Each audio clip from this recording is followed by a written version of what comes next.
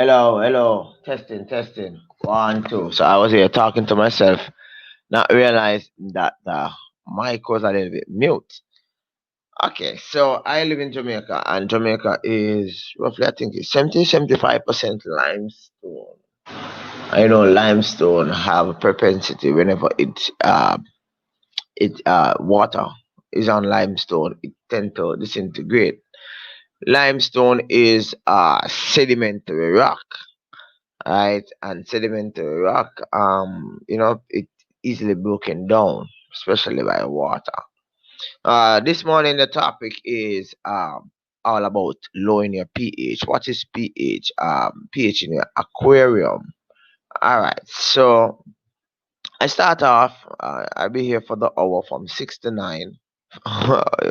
My time weird, right? I'll be here for the hour from 6 to 7. It's hope that everybody had a good sleep. And as you get ready for work, for school, for play, you'll enjoy my stream as it intends to be uh, educational, and it should be good. All right, so let's start off talking about yesterday.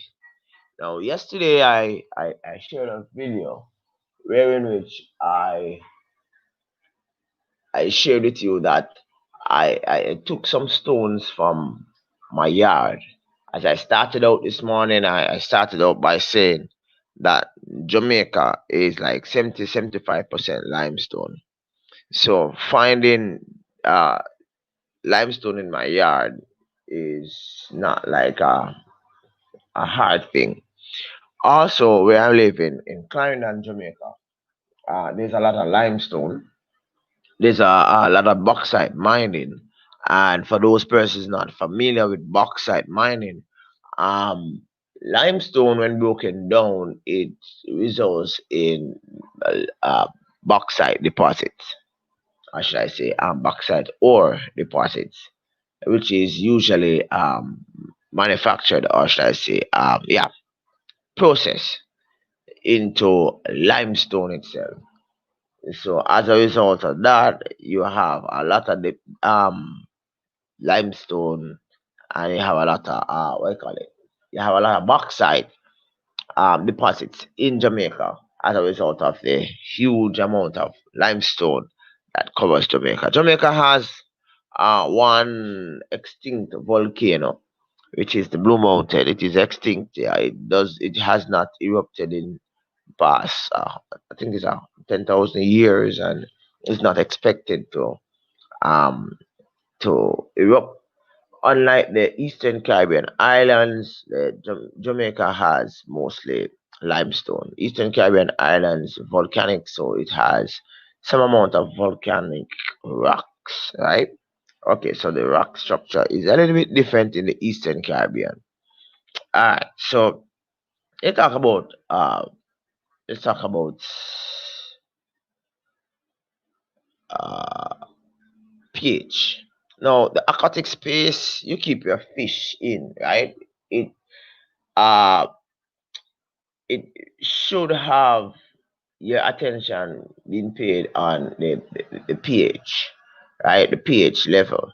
So what is pH? Now some persons might not be like familiar with um what is meant by pH. They don't pay attention to the pH within the aquarium or within their pond, right? Especially like the newbies, the persons just entering into the hobby, the novice, persons not knowledgeable of the like the implication that pond pH or aquarium pH might have on the fish, right? You find yourself that the pond water um is not really within the comfort zone of the fish, right? There are three scientific levels. It should be known that there are three scientific levels in which hey boss, hey morning boss. Um, this topic was actually inspired by your question yesterday, where you asked how am I gonna be buffering the water with all those rocks, being it that it's limestone. So what I'm going to be doing, so I had my little ideas, but it also begs for me to do a little research.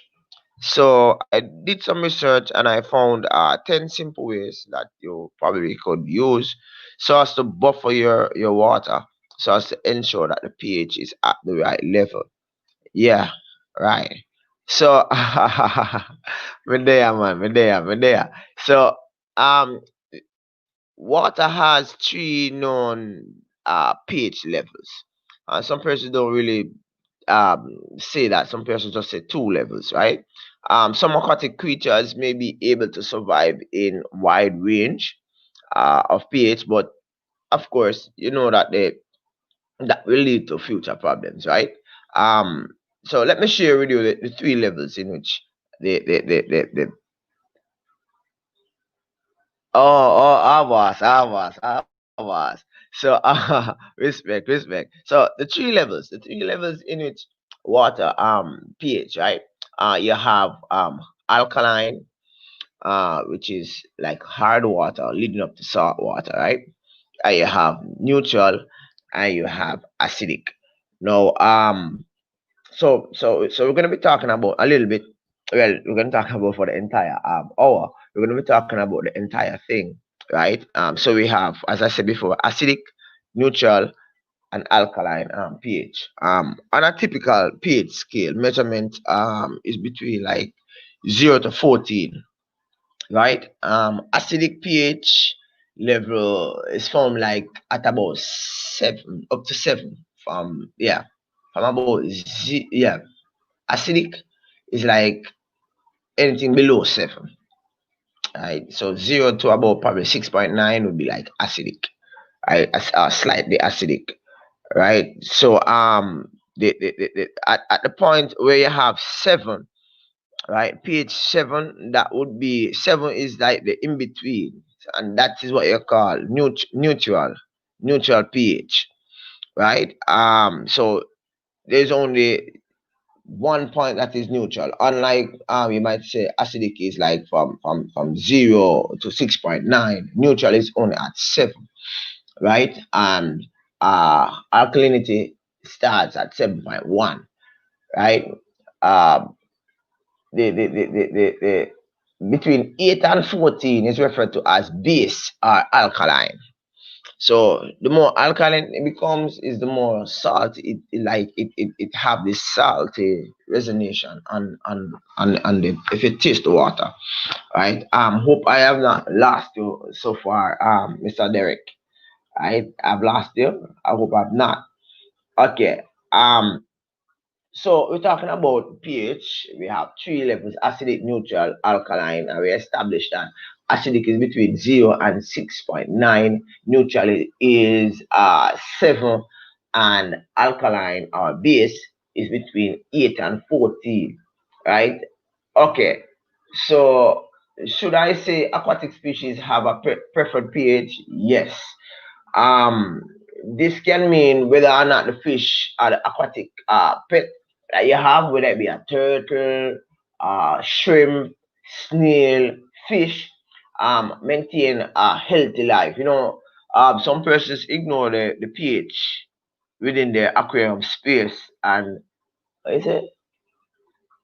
Okay. Okay, boss. Good. Now, some persons ignore the pH within the aquarium or the pond space, right? Derek, and what happened is that it actually, when a fish is not, especially a brightly colored fish, let's say guppy, right? When a guppy is some cichlids that are, nicely colored, is not within the pH range in which it should be, what you find is that the coloration is like blur. The coloration is not good, and you find that the fish gets sick, easily prone to infection, and also you find that it might even affect breeding capabilities of that fish. All right, follow me so far? All right, cool. So the colors, breeding, death, sickness, all of that might occur as a result of um the, the, the, the, the pH not being right. Now, most aquarium fish, if not all, prefer salt water, right? And salt water is the same thing as a neutral pH. So once your pH level is like 7, most aquarium fish will like that, right? That's being neutral, right? Uh, you follow me so far? All right, cool. So soft water is normally like neutral. Like soft water suggests that the water is lacking dissolved minerals. In general, the ideal pH of a community aquarium should be like 7.0, right? That give all the fish or the aquatic creatures within that space like a nice bounce, right? On the pH scale, which many fish species would prefer, right? You know that some fish like a little bit of alkalinity, well, can survive in a little bit of alkalinity. For example, mollyfish, they like alkaline water in a way, right? You can tip a little extra salt in a molly's water, right? It kind of brings up their color, and they like that. And where I live, there are some gambusa, some what do you call it? Some really fast, some like a river fish, right? Mosquito fish, right? And they are like within. There's a river near where I live by the name of Salt River, and these fish like they love this water, right? Because it has a little bit of alkalinity in it. It's getting a little bit salt, but it's not like much salt like the sea salt, right? So you find that, I guess the gambusa or mosquito fish or river fish, what we call them in Jamaica, is like probably relative to the what you call it, the mollies. All right. Let's get back on track. So we're talking about community fish like in soft water, right? There are some fish species which tolerate high pH. That means it's over 7. Some these fish probably might can go up to like 8 or 9 in pH, right? And these fish are like Central American cichlid, like convicts, firemouth, right? They can tolerate high pH, and on the peaceful side, mollies, as I said before, they can tolerate a little brackish water, along with puffers and monodactyls. You can't pronouncing the words is like, right. But I'm gonna type it into the chat. So probably you can pronounce it better than I can, right? So right. So this fish species um can also it likes a little bit of alkalinity within the water, right? Not fish that don't care about pH will adjust varying condition, right? Including like fish like dinos, various types, barbs, right? And paradise fish, right? These fish they can survive in a range of pH over 7, like probably about up to 9. Right? However, it is important to know that most aquarium fish sold today are raised on fish farms. Right? So I have I have several species of fish within my buckets outside, within my pond outside, right? And they do really, you could say that they are being raised in a farm like situation, right? And the water is not soft water, right? And on my fish farm, on my little mini fish farm, the pH, although I don't really check it, I just use certain things to judge whether or not it's good. It's not never normally it's never normally kept in soft water, right? Fish in fish store in a pet shop, do not. It's never normally the same as that in which they are found in the wild. So a pH of like 6.8 to about 8.0 or probably 8 point a little bit is safe range for keeping most freshwater fish. Now, to some extent, the optimum pH level for fish are between like 6.5 to 9. Remember, I said that mollies can survive, can do okay in like two pH with like two. I'm sorry, 9.0, right? Yeah. High. The farms tend to have a slightly hard water. Um, So it depends on how large the farm is, because what happened is that the larger the fish farm is, the less likely you're gonna have water change that frequently, right? What they do have buffering mechanisms. So once they fill those large ponds with water, those waters are never normally changed. They normally place stuff in the water so as to buffer the water, so as to I call it minimize the adverse effect of the waste of the fish within the pond, right? And also they would probably do what you call rotation of ponds, where which they would practically like keep fish over in one pond for like probably 6 months or a year, and then now in 1 year they would probably reduce the amount of fish in one pond and like probably keep a few just to ward off insects and the breeding of mosquitoes, and like keep fish into another pond, right? So that's the mechanism in ensuring that the water chemistry is maintained at a particular level, right? So that's what most fish farms does. And for my 250-gallon tote, I don't change water as regular as my 55-gallon jumps, because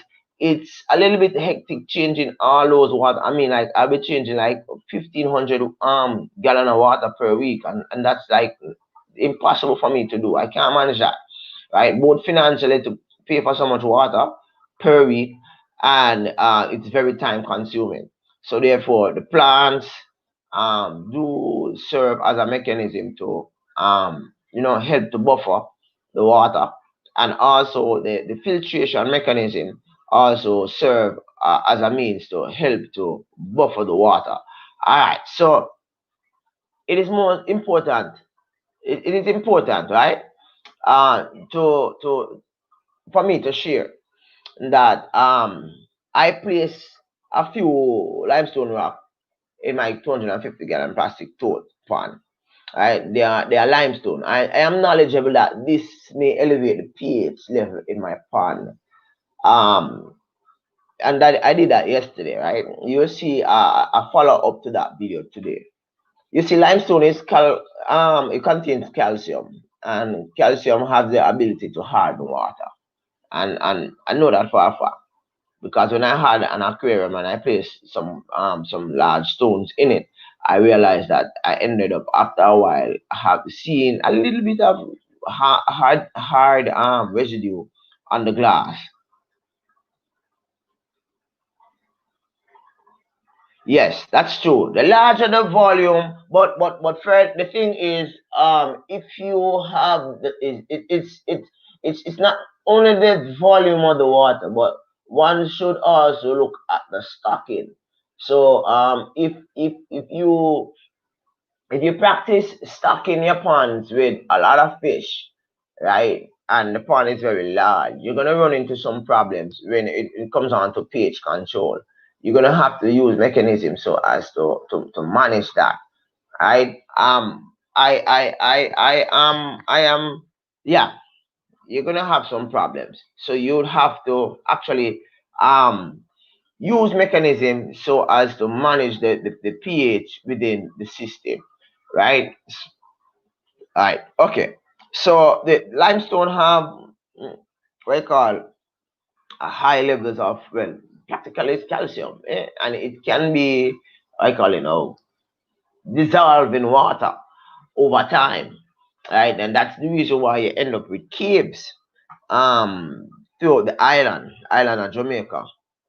You have a lot of caves because you have what you call it, underground water working, and the underground water will go on the rock itself, and it will actually dissolve the rock, whether from the top, and then no, it actually, water will actually eat up the rock, and forming holes, and over time, over years, these holes becomes caverns, these caverns become cave, and you have different features within the cave, such as stalactite and stalagmite, as a result of the water actually dripping from the roof of the cave to the floor, dissolving the what I call it, the limestone.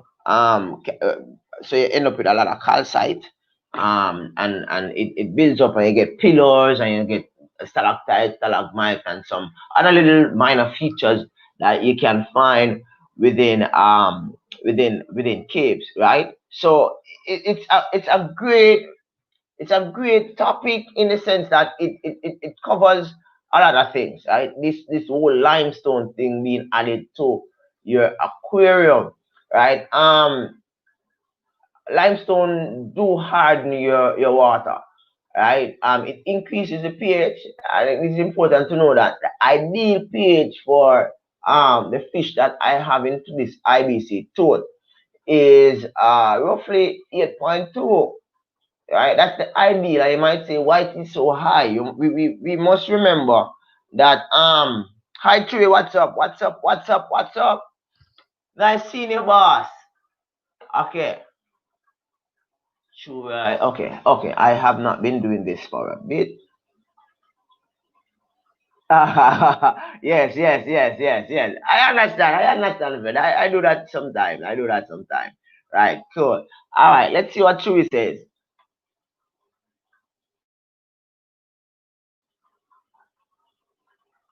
Yes, yes, boss. Yeah, man. It have to do with that, and it's uh the whole pH thing. It just it's just something that us as fish keepers, aquarists, hobbies have actually failed miserably in actually maintaining. A lot of persons forget that this is how we intake oxygen and ensure that our air is not polluted. We too should actually try as best as possible to allow for our pets that we keep into this glass box remains healthy by providing them with air, oxygen, and providing them with a healthy water environment.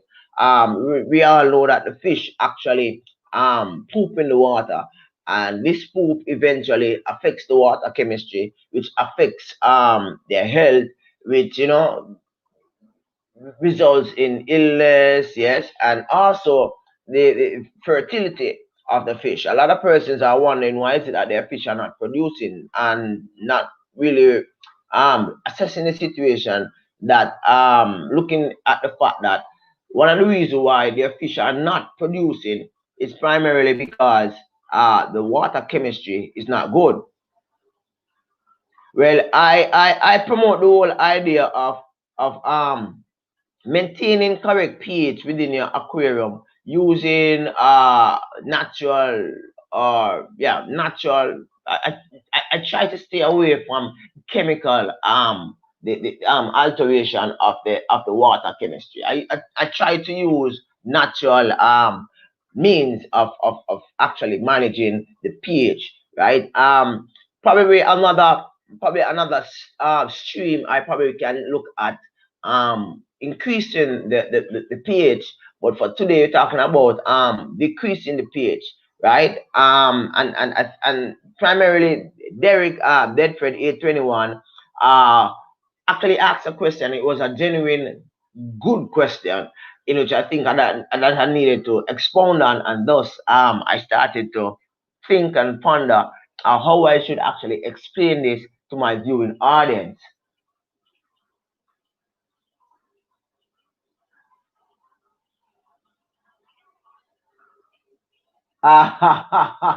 Okay, boss. Cool, cool, cool. Yeah, man. Yeah, man. Um, yes, that's cool. Hey, Derrick, you're a chemistry buff. That's nice. That's nice. That's nice, my boss. I stopped doing chemistry in 10th grade because of my chemistry teacher. He was really messed up. Right? Okay, okay. All right, cool. Cool. So the emboma cichlids in which I have, right? They are primarily from a region that is have a lot of rocky I call it skip, right? In the rivers of Lake Mount Lawe or some sections of Africa where these cichlids are origin from. You find them, right? They are in rocky terrain, and I am not 100% sure if limestone actually exists within that waterway. But I think the minerals from those rocks, because once water is actually um, being running over those rocks, you're gonna have some amount of minerals being no, not truly. In a sense, when I'm talking about chemical to actually buffer the water, there are some plant stores in Jamaica. I don't. Well, I guess they are where you're at. You have some chemicals also that is sold within pet stores that persons actually use so as to get the pH up or to get the pH down. I try to avoid those. I try to avoid those because once one little wrong move and you probably might increase it a lot, which cause the fish to die, or decrease it a lot, which also cause the fish to die. So I prefer to use the natural way, right? Yes, that's true. The subject, but I'm coming to that, Chewy. I'm coming to that.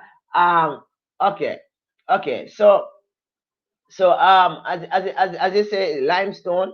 I am not 100% sure. I never really looked at that in particular.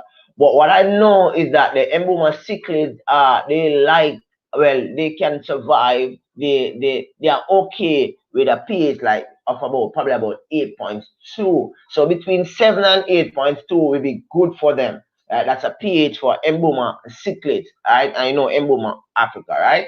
The water chemistry is also unique among the minerals and the salt present in the water. Now, the minerals actually comes from the rock. As the water actually flows over the rock, through what you call this is scientific term, Derrick. I don't know if you can help me on here, right? Because I'm just talking based off my experience and based off what I have actually been able to garner from other person's experience. There's this process in which water actually goes into the rock and it causes the rock rock minerals to actually implode. The rock to actually implode. Hydrolysis is the breaking up of rock as a result of the pressure of the water actually hitting against the rock structure. Probably something like that. So the minerals in the rock will actually be dissolved into the water itself, causing the water to have a high mineral content. Something like that. I'm trying to dig into my chemistry, high school chemistry. Okay.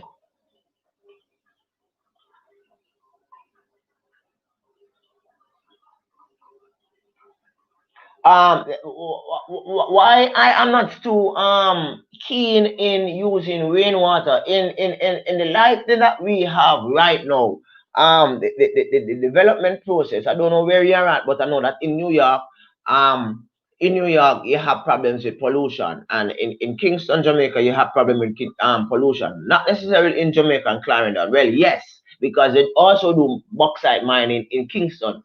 Sorry, in Clarendon. So whenever the rain fall, it brings with it the chemical residue that exists in the air. It dissolves it, and so therefore the water becomes polluted, right? And so therefore, if we should like harvest those water, we'll find that we'll actually be harvesting pollutants for our fish to actually polluted water for fish to actually be kept in, right?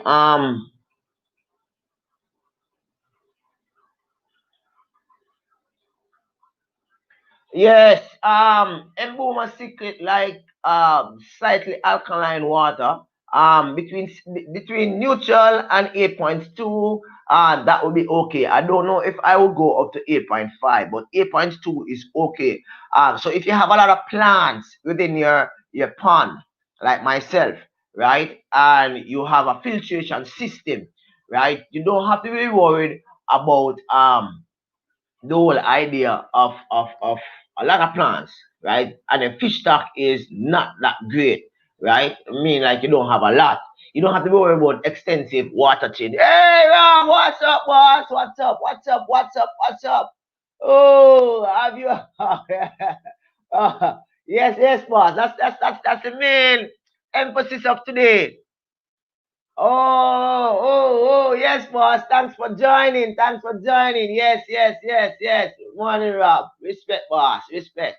It's my early morning stream. I'm trying not to intrude on anybody's timing during the course of the week. So I am trying to, get my stuff up and get it so that everyone can probably listen it later during the course of the day. And it's all about fish keeping, boss. All about fish keeping. All right. So yes, you can use limestone to buffer water so that the pH goes up. But when the pH is up, how do you get it down? That's the emphasis today. Probably tomorrow I can talk about how you can get it um up, right? Of course, you will know that limestone, the addition of limestone and baking soda, that would be one of the thing in which you use so as to get it up. But there are other arguments to how you can get it up, right? That's exactly what I want to stay away from, Chewy. I want to stay away from using chemical, manufactured chemicals. But they sometimes you just you can't ignore the impact in which these chemicals might have on in the sense that you have no other alternative. You have to use them. So having knowledge of them is awesome. It's good. All right, but as my underlying rule is as best as possible, stay as far away from yeah, stay as far away from the whole, the whole chemical, manufactured chemical within your aquarium space, right? So the water chemistry is also unique among breeding habits, right? As I said before, pH, the water chemistry affects the fish health. It also affects the fish ability to breed. Sometimes we have some fish within our aquariums and we are wondering why is it that these fish are unable to breed. I mean, you have a friend probably on fish, on YouTube, keeping a pair of fish and they are like breeding profusely. And you're wondering to yourself, why is that I have the very, I live in the same space, right? The same, probably the same community, right? But this pair of fish just won't breed. Why is it? If you check the pH, the water chemistry between you and that individual, you realize that probably the possibility that the water chemistry of that aquarium, of that pond, might be out. Thus, it actually negates the whole process of the fish actually reproducing. The fish might just lay eggs and might just be there. However, the pH, the chemistry of the water, what it does, it might end up react to the eggs, and so therefore the eggs rot.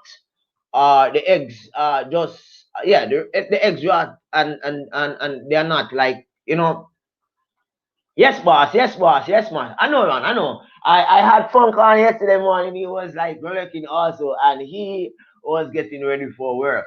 But have a good and safe day, boss. And remember, happy fish keeping. Bless up, bless up. I appreciate you stopping by. 100% love, boss. Cool. All right. So, so we're talking about um the whole yard as to the fish health thriving outside of its natural pH level.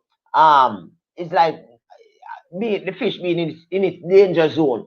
right? The addition of limestone rock to the pond requires some buffing and creative steps in ensuring that these fish remain healthy, breed, so that I can get some money in the future, right? So this is like what I'm about to share with you are primarily 10 ways in which you can practically lower your pH within your aquarium or within your pond, right? Right? The first one is something that a lot of persons have practiced. The using of peat moss within the aquarium filtration system and in the aquarium substrate can help. What you do, you actually get the peat moss, you place it into the filter basket or the filter bucket or whatever, even if it's the overhead filter, you take out the top, should I say, the hang on the back filter. You take out the top, the little cover section, and just put the peat mass inside of it. So whenever it sucks up the water, the pump sucks up the water goes on the peat mass act like a strainer, and it actually helps to reduce the pH that exists within your aquarium space. So peat mass is a very good way of actually managing. Yeah, peat mass lowers pH. Yes, Fred. Peat mass. All right. The second one, of course, is the regular changing of aquarium water and pond. Right now, if you change the water regularly, right, it actually disallows the hard water to build up, and it allows new fresh water to come in. And this water, of course, sometimes you will get the water. It depends on the water that you have stored. It might comes in neutral, it might comes in a little bit alkaline, but it should be okay changing water on a regular basis.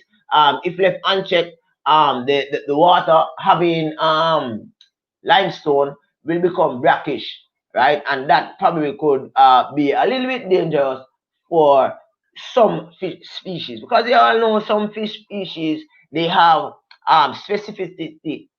Is that the term? Yes, specificity in the pH level. Okay, the other way in which you can actually uh increase, sorry, the other way in which you can decrease pH within your aquarium or pond is by increasing CO2 within your aquarium. Right? This is normally done like where persons do have what you call planted aquarium. Right? So you increase the amount of CO2 within the aquarium space, and that should also help with the lowering of your pH. Now, the other one is the addition of vinegar to your water. That is also good. The measurement is usually 1 millimeter of 1 millimeter of vinegar per gallon of water added to your aquarium. Via no, you should put this right where the water is flowing the fastest. Right. This allow the water, the aquarium water, to actually dissolve the vinegar quicker, right? So these are, yeah, man. Uh, no, it depends on how you do it, because remember you would have plants within the aquarium space, right? So the addition of CO2, Derrick, would go for persons having a planted aquarium, right? That serve as a means of lowering your pH within your aquarium space. Yeah, vinegar. Yeah, yeah, vinegar. But you have to be precise with the measurement. 1 milliliter per gallon, and you put it where you actually throw it in the, well, place it into the aquarium where the flow is at its heaviest. You don't want to the vinegar to go straight on the fish itself. All right, cool. All right, so another honestly, I was thinking about this topic, and I was saying that but this topic doesn't seem as if it can hold for like an hour, and I can see where in which delving into this topic it can go beyond the hour because there's a lot of information on just lowering the pH for your aquarium. I mean, a lot. I'm not talking about increasing the pH. I'm talking about just decreasing and I'm at like 40 minutes already, right? So you must understand, right? If I was supposed to, like, let's say, look at the whole idea of increasing and decreasing together. All right. So while baking soda is used to increase pH within your aquarium water, right?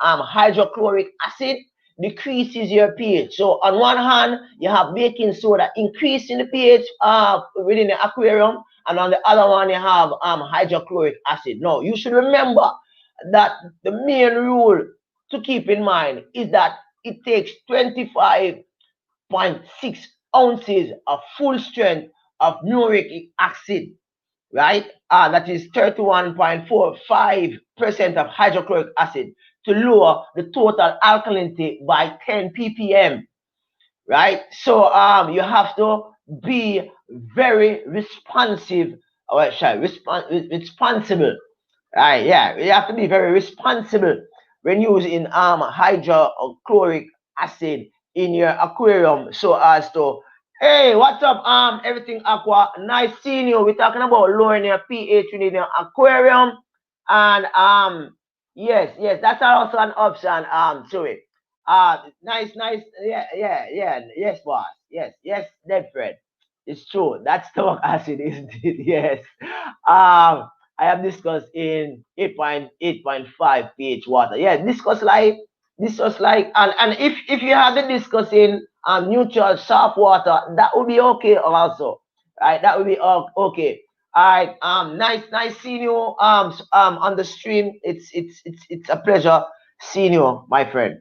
Okay, so in using hydrochloric acid, right? You must remember that it is 25.6 ounces. It takes 25.6 ounces of full strength of uric acid. Same thing you call a hydrochloric acid, right? Which is 31.45%, to lower the total alkalinity of 10 ppm in 10,000 gallon. In 10,000 gallon.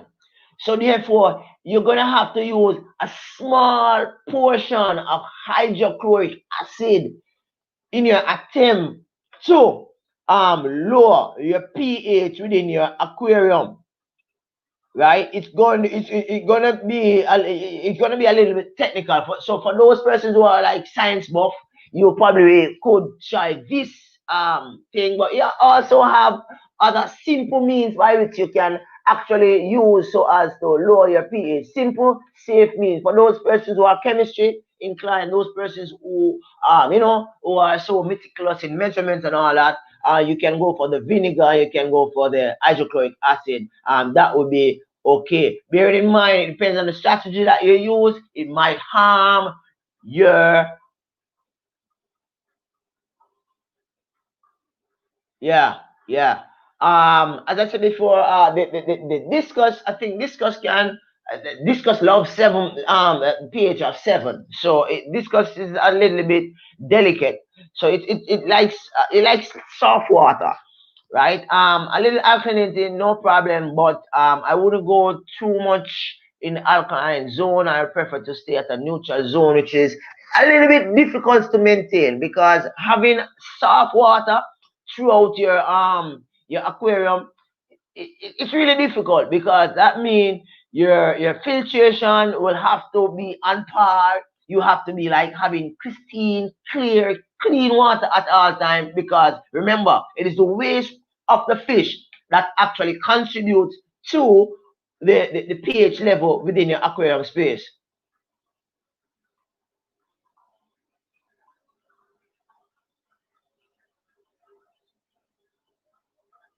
Yeah.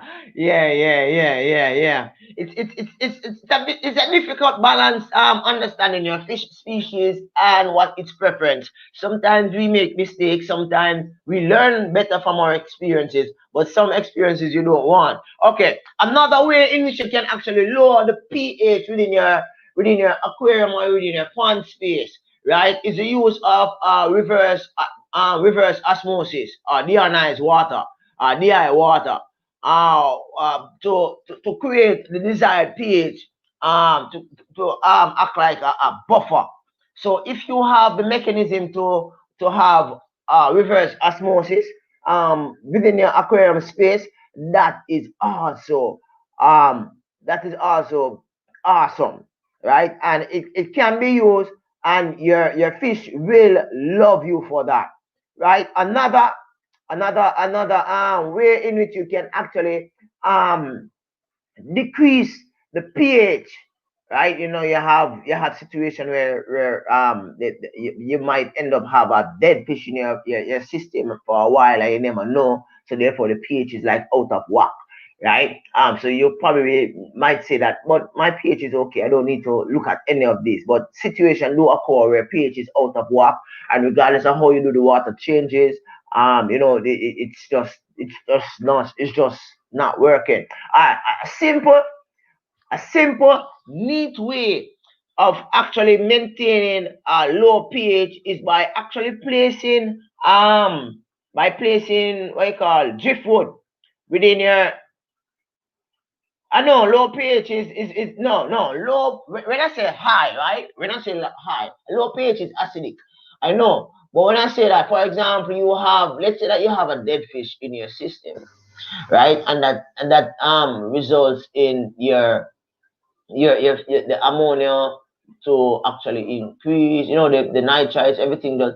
And because remember, you probably might have a huge system, like for example, you have a pond system like I do, right? And you have a spike in your pH for whatever reason, you have a spike, right?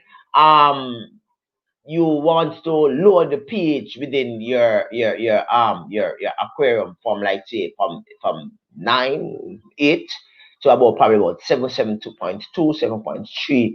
These strategies can be used, and it is proven to be really awesome at work, right?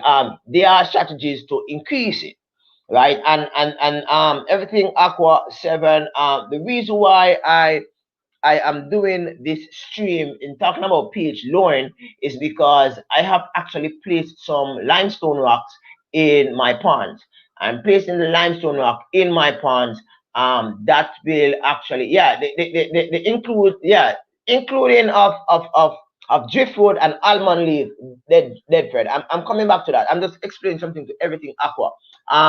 The the, the the thing is that placing the limestone rocks in my pond. um I'm looking forward to the pH to actually rise, and rise a lot, because limestone, after a while, it will dissolve, and it will result in an increase, or should I say a spike, in pH.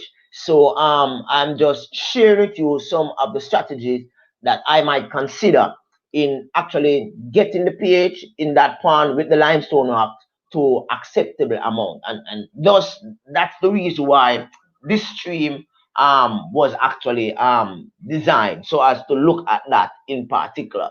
um as I share it at the start of the stream, you have three levels of pH, that is normally between 0 and 14, where the pH scale is between 0 and 14. With 0 to 6.9 is acidic, 7 is neutral, and anything over 7.1 is referred to, go up to 7.1 up to 14 is referred to as alkaline. Okay. All right. So let's continue. Let's continue. All right. So yeah, so tannins within the driftwood, and tannins within, like, almond leaves, also serve as an assist. Everything aqua actually mentioned something here. It kind of take a spokes out of my wheel, right? Yes. Some soils actually serve as a buffer to the reduction of pH within your aquarium space. So you can check it out. Some soil, he says that Amazonia soil will reduce, I think clay also, and some other soil will also reduce the pH within your system, right?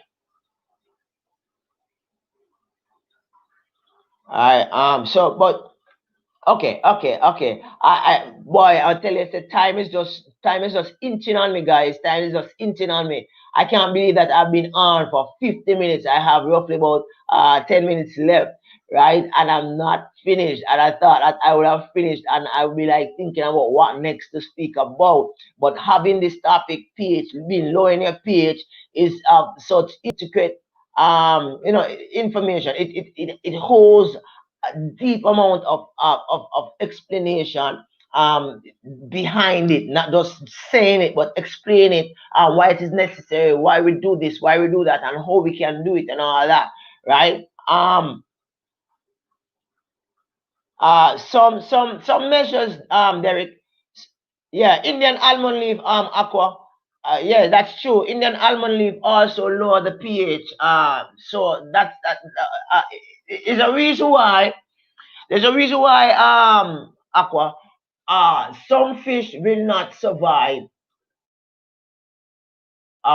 do well in black water aquarium because the pH tends to be a little bit lower than, let's say, the neutral expectation. Because remember, at the beginning of the stream, I shared with you that fish can manage 6.8 to about probably about 8.2 pH, right?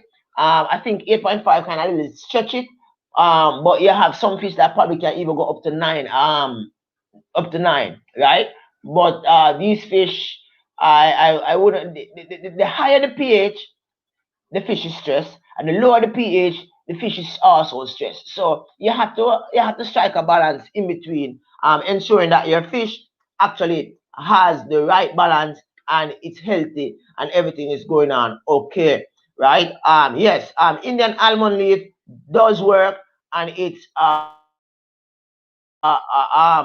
good contribution to your pond or your system setup, so as to ensure that your fish remains healthy. All right, the adding of lemons. The adding of lemons to your aquarium also affects, yeah man, the adding of lemons also affects your the pH within your aquarium and within your pond, right? Okay, that's cool, aqua.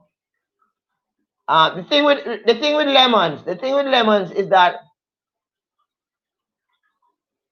okay, it's cool. That's cool. I know that pleco is tolerant of high pH. A matter of fact, they are so flexible. They can have survive in low pH, and they can survive in like probably about 9 pH. The thing is that I am not 100% sure if they will be able to breed, but I know that they will be able to, right?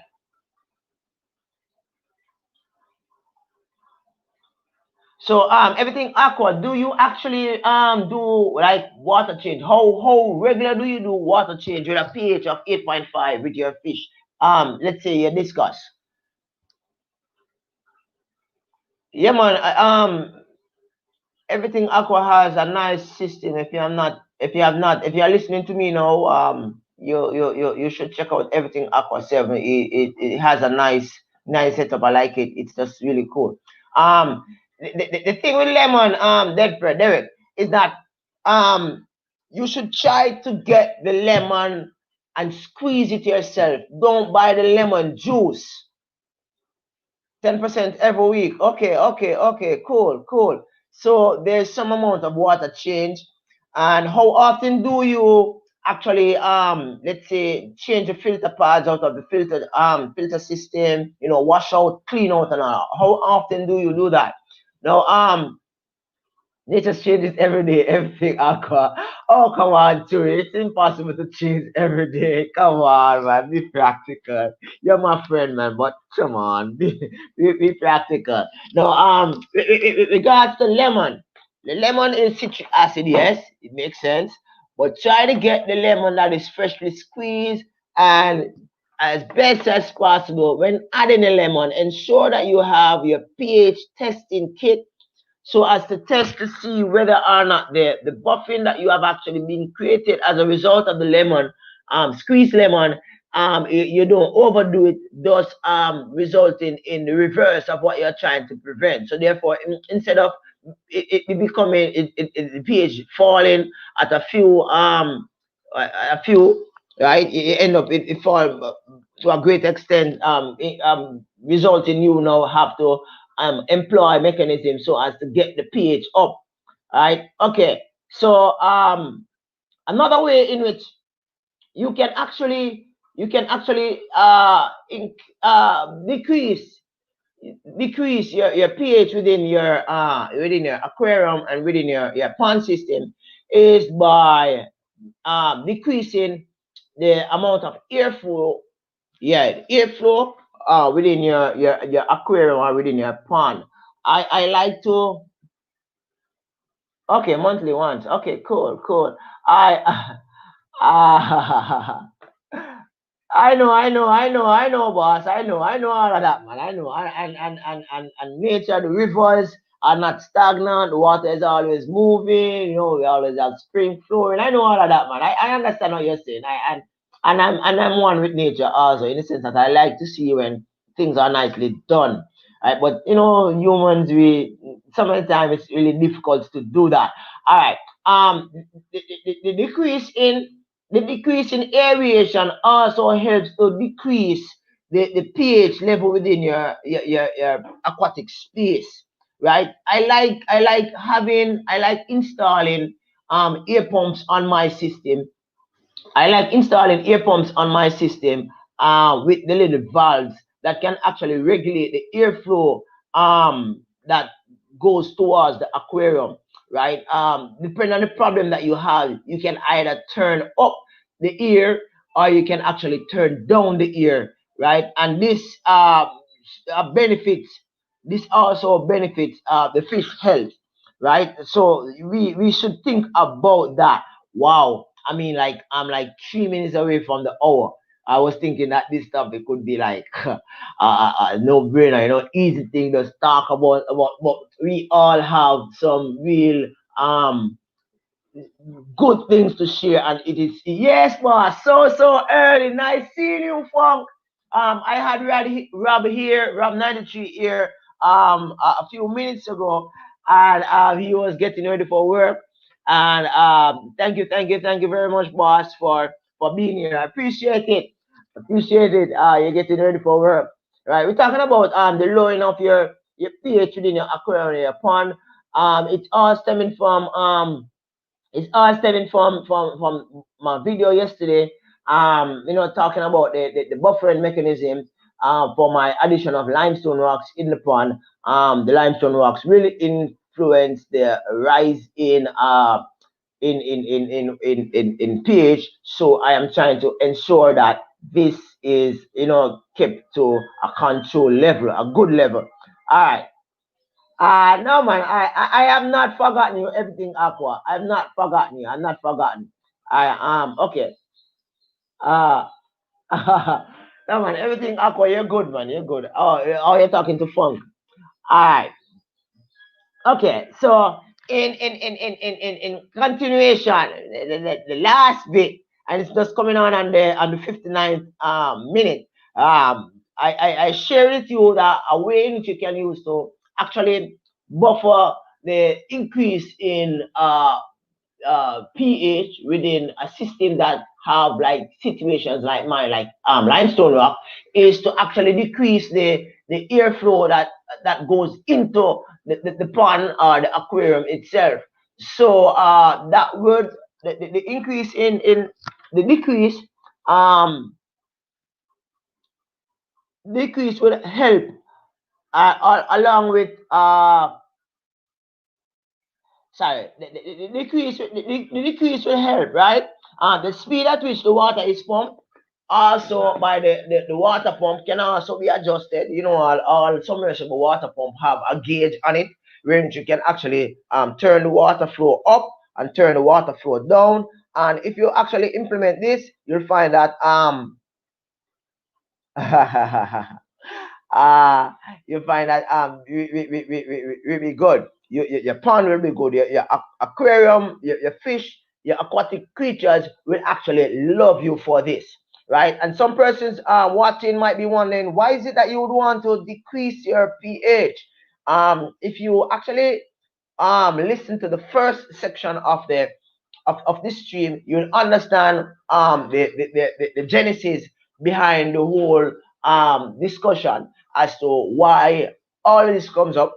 Tomorrow morning, what I will do tomorrow morning, we will focus on the increase in your pH, things that you can do so as to increase the pH within your aquarium or within your pond, allowing for your aquarium fish to be happy and to enjoy living wherever it's at. Now, the last um suggestion with regards to aquarium pH. All right, now to decrease pH within aquarium, um,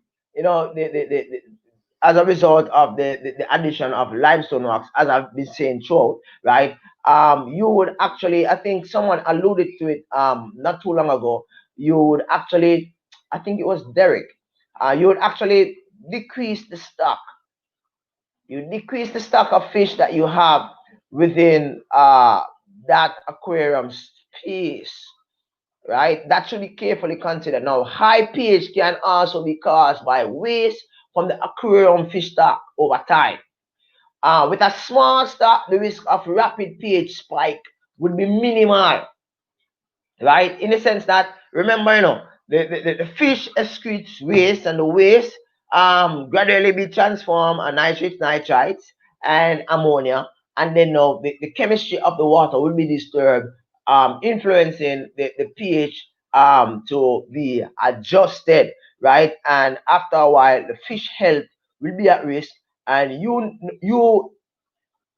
decrease the amount of fish that you have within the aquarium space. If you have a situation where in which you want to, let's say that you have multiple tanks, right? And you find that you have multiple tanks, and find that you have a pH, what do you call it, a pH drop, right? And you want to try things step by step, right? I think one of the first thing that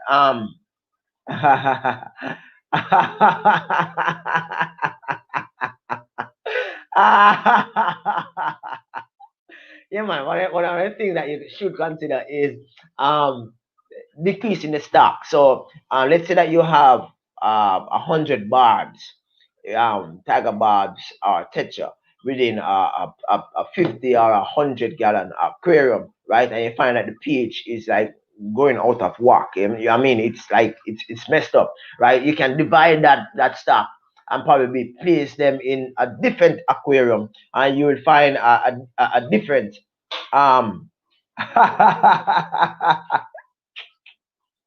yeah. Derrick is Aquafunk's son. No, Aquafunk is Derrick's son. Or is it son? I'm just messing you guys. Uh okay, so here we are at the last section, right? Last few minutes before the end of my stream, right?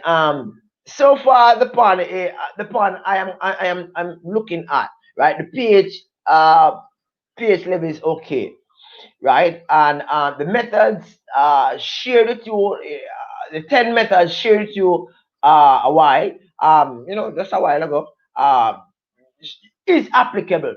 Well, probably not to you, but to me.